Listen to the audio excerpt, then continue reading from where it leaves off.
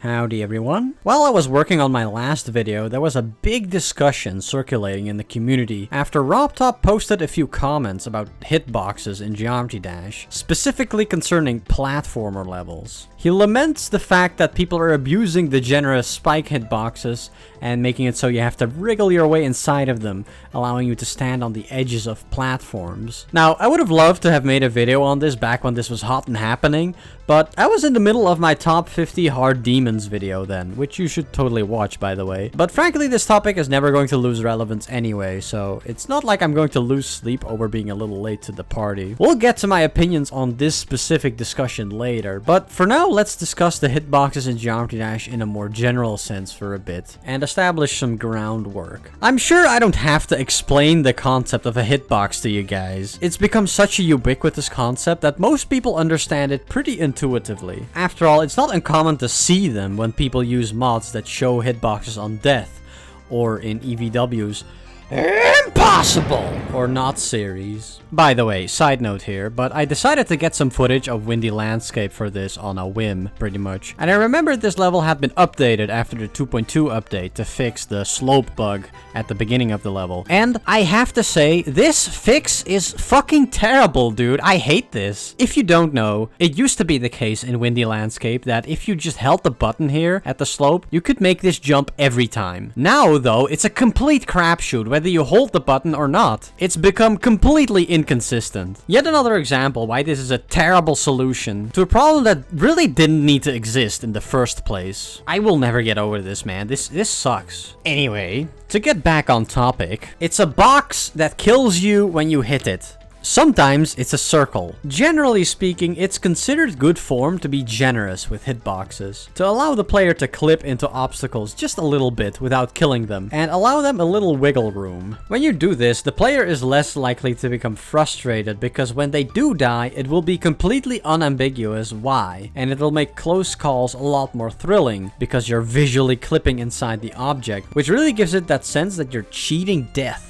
In short, it creates better game feel. I'm sure this is pretty uncontroversial. It's not as though Geometry Dash's hitboxes are an unexplored topic of discussion after all. Hitboxes have been a hot topic ever since the alpha trigger was introduced and players could put invisible obstacles in their levels, which continues to be a common practice to this day, for better or for worse. As a general rule though, just don't put invisible shit in your level if you can help it. That's not to say it can't be done effectively, but, you know, don't push your luck. Fixed hitboxes, which is a disgustingly bad misnomer, by the way, are a really terrible idea for a similar reason. For the uninitiated, a fixed hitbox is basically an attempt to make an object's hitbox more accurate by aligning its hitbox to be more in line with its visual edges. This is usually done by adding more invisible objects inside. I already explained how lenient hitboxes create better game feel, and that applies here too. The unforgiving nature of fixed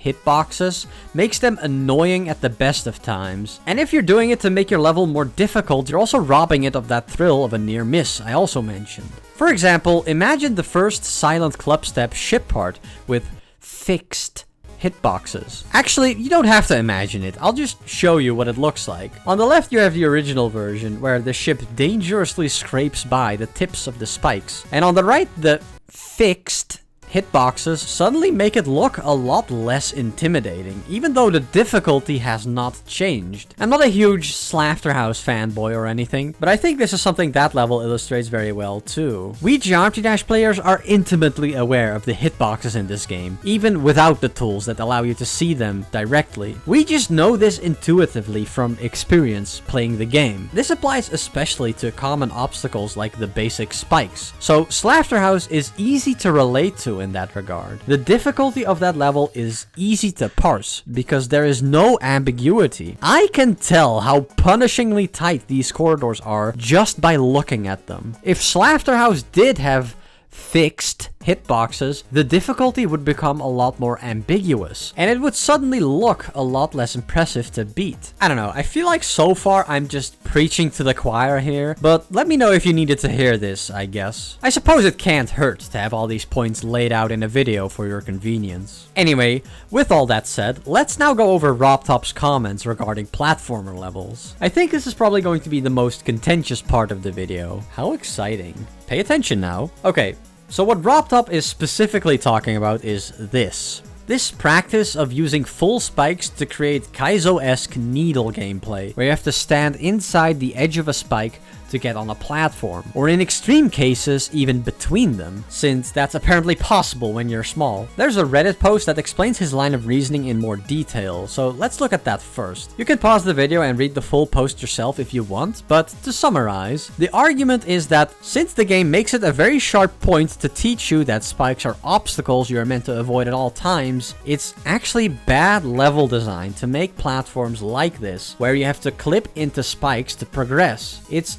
unintuitive to newer players and feels like you're breaking the level in unintended ways. There are a couple problems with this line of reasoning. To begin with, while spikes generally are obstacles to avoid, there are levels that subvert this narrative trope. Even RobTop himself calls into question the black and white morality we assign to spikes, and I think we should be more careful about taking such an essentialist approach to judging the moral character of spikes. We should consider environmental factors that might contribute to a spike's proclivity to kill players. For example, whether they are located in memory levels or joke levels, or for that matter, extreme demon levels. Because that's another point this argument fails at. The main concern here seems to be the casual, inexperienced players, but you won't find a setup like this in a level that will be easy enough to be accessible to casual players. If you're actually designing a level with casual players as the intended audience, this is fair criticism. But we're talking about extreme and maybe insane demons here,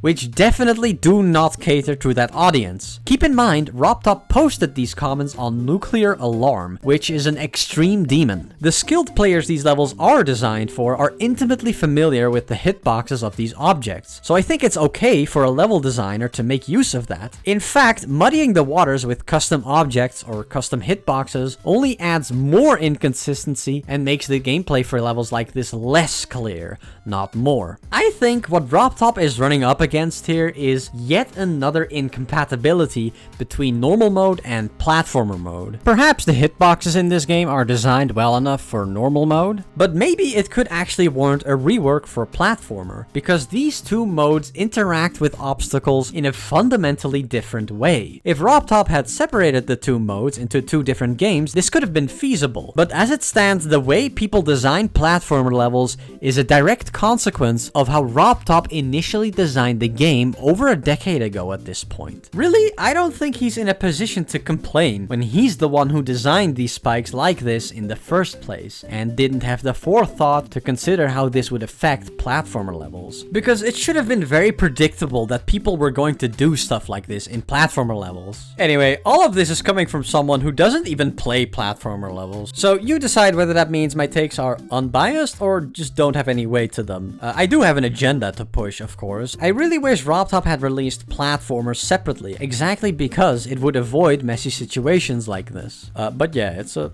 little late for that now. Anyway, special shoutouts to my grandpa demons on Patreon, Belfry Clock, Emma Belhelium, and Eogen. Thank you very much for your support, and thanks for watching, everybody. See you later.